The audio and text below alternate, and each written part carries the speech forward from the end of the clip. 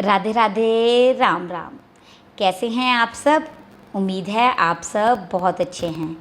और आज का स्टोरी टाइम है, तो स्टोरी में हम पहले किसकी बात करें, स्टोरी की या मॉरल ऑफ द स्टोरी की? चलिए पहले मैं आपको सुनाती हूँ स्टोरी, फिर हम बात करेंगे मॉरल ऑफ द स्टोरी।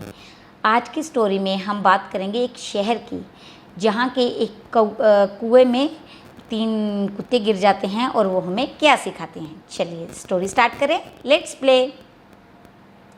हमारी जो स्टोरी है वो एक गांव की है, जहाँ पर सारे गांव के लोग एक कुएं से पानी भरने आते हैं और उस कुएं के पानी को अपने पीने के लिए यूज़ करते हैं। जैसे ही वो उस कुएं के पानी को पीते हैं तो उन्हें आनंद आता है, क्योंकि आजकल तो आरओ हैं और तब नहीं होते थे, तो वो गांव वाले लोग कुएं से पानी भरने के लिए आते हैं और उसको पीते हैं। एक दिन क्या होता है, उस कुएं में 3 कुत्ते गिर जाते हैं और गिरने की वजह से वो बाहर नहीं निकल पाते और मर जाते हैं, जिसकी वजह से उस पानी में बहुत बदबू आने लग जाती है और गांव वाले वो पानी पीना नहीं चाहते और वो इस चीज़ का हल चाहते हैं कि ये पानी शुद्ध हो जाए।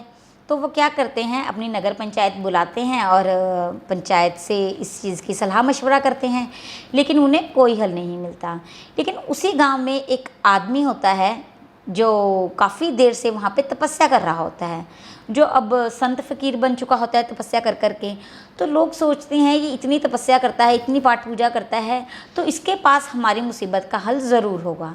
तो सारे लोग इकट्ठे होकर उस संत के पास चले जाते हैं और कहते हैं, बाबा ऐसे ऐसे हो गया है, हमारे कुएं में 3 कुत्ते गिर गए हैं, गिरने की वजह से वो मर गए हैं, जिसकी वजह से पानी में बहुत दुर्गंध आ रही है और हम वो पानी नहीं पी सकते।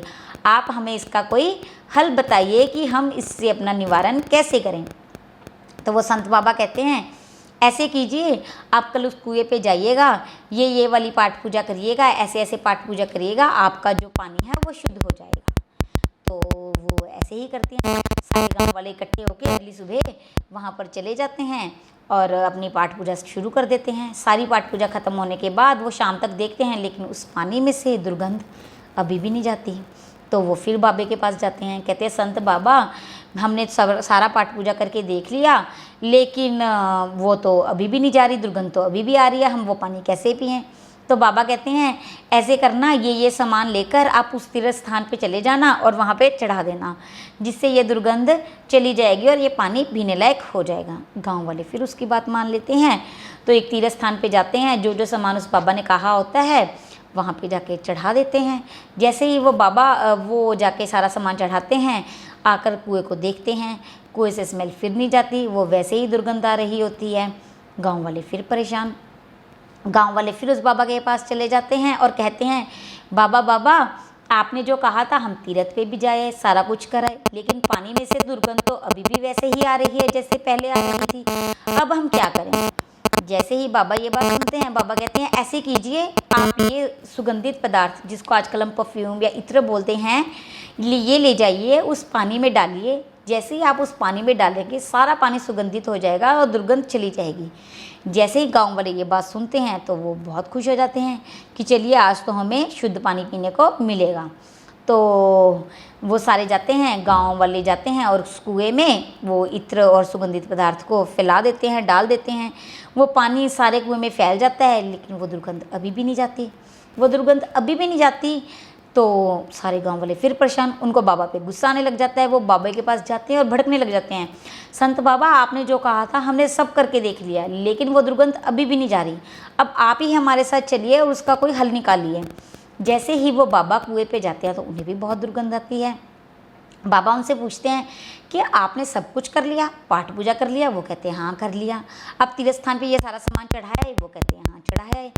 आपने यहाँ पर सारे जो मैंने यज्ञ बताए थे, वो मैंने सुगंधित सामान बताया था इत्र डालने के लिए, वो आपने सारा कर लिया?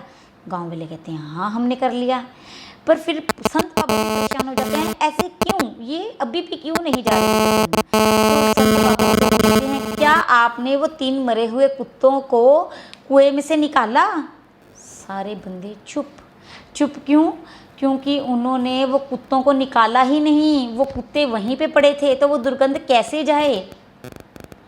तो जैसे ही बाबा ने ये बात कही, गांव वालों ने सारे कुत्तों को बाहर निकाला, उन्हें फेंक दिया और उसके बाद जो भी बाबा ने उनको बताया था वो सारा काम किया, पानी शुद्ध हो गया और गांव वालों ने वो शुद्ध पानी पीकर बहुत अपनी प्रसन्नता को बाबा के व्यक्त किया और उन्हें धन्यवाद कहा।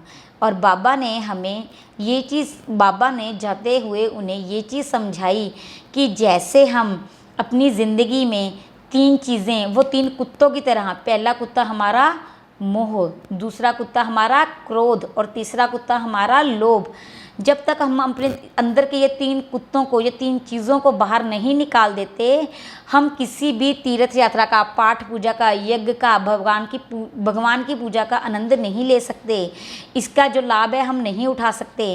तो दोस्तों, ये कहानी हमें ये सिखाती है कि हमने अपने 3 चीज़ें जो हमारे अंदर बुरी हैं, लोभ, मोह और क्रोध, इनको, अहंकार, इनको अपने अंदर से निकालकर बाहर फेंकना है। जैसे ही हम ये तीनों कुत्तों को बाहर फेंकेंगे, हमारा जीवन सुगंधित हो जाएगा, उस पानी की तरह शुद्ध हो जाएगा, उस निर्मल पानी की तरह, और हम अपनी ज़िंदगी के हर एक पल को बहुत खुशी से और अच्छे से बिता सकेंगे। तो धन्यवाद। मेरी स्टोरीज़ को एंजॉय करें और लाइक करें, शेयर करें, सब्सक्राइब करें। Thank you.